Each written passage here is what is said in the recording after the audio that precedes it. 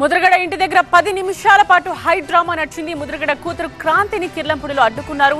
తండ్రి చివరి చూపు కోసం వచ్చిన కూతురుపై బంధువులు తీవ్ర ఆగ్రహం వ్యక్తం చేశారు. గో బ్యాక్ క్రాంతి అంటూ పెద్ద ఎత్తున అక్కడ ఉన్నవాళ్ళు కూడా నినదించారు.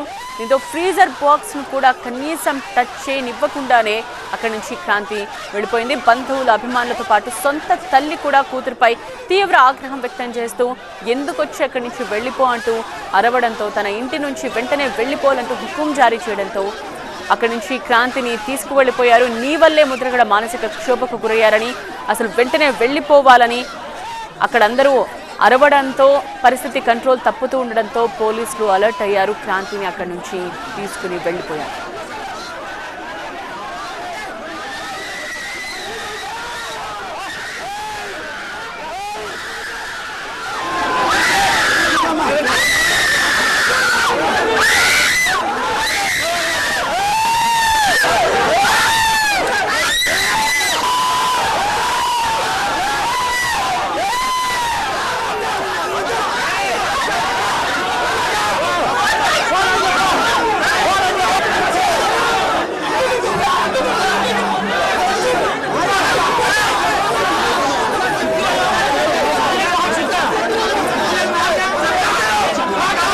పవన్ కళ్యాణ్ కి మద్దతుతో తండ్రి కూతురు బంధానికి బీటలు వారాయి. కాపులకు నాయకుడిగా పవన్ ఉన్నారని గతంలో క్రాంతి అన్నారు.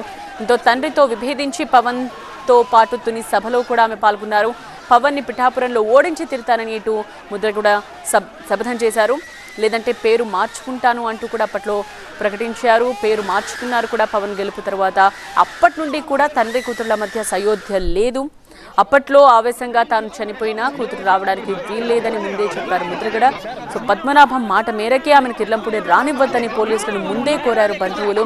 అయితే తన తండ్రి చివరి చూపు కోసం నేను వెళతానని క్రాంతి పోలీసులను కోరడంతో అత్యంత భద్రత మధ్య అక్కడికి తీసుకొచ్చారు క్రాంతిని. కిర్లంపూడిలో ఒక్కసారిగా ఉద్రిక్త వాతావరణం నెలకొంది. క్రాంతి రాకతో గో బ్యాక్ క్రాంతి అంటూ అభిమానులు, అక్కడున్న బంధువులు అందరూ కూడా పెద్ద ఎత్తున నినాదాలు చేశారు. తల్లి కూడా స్వయంగా ఇక్కడి నుంచి వెళ్ళిపో, నీ వల్లే ముద్రగడకు నీ తండ్రికి ఇలా మానసిక క్షోభ, అసలు నువ్వు ఎందుకు వచ్చావు అంటూ పెద్ద ఎత్తున అరవడంతో తండ్రిని చూడలేకపోతున్నానన్న బాధతో క్రాంతి అక్కడే గట్టిగా అరిచిన దృశ్యాల్ని కూడా మనం చూస్తూ ఉన్నాం. పరిస్థితి అదుపు తప్పుతున్న నేపథ్యంలో పోలీసులు వెంటనే క్రాంతిని బలవంతంగా అక్కడి నుంచి తరలిస్తున్న దృశ్యాల్ని కూడా ఇంకొక వైపు మనం చూస్తూ ఉన్నాం.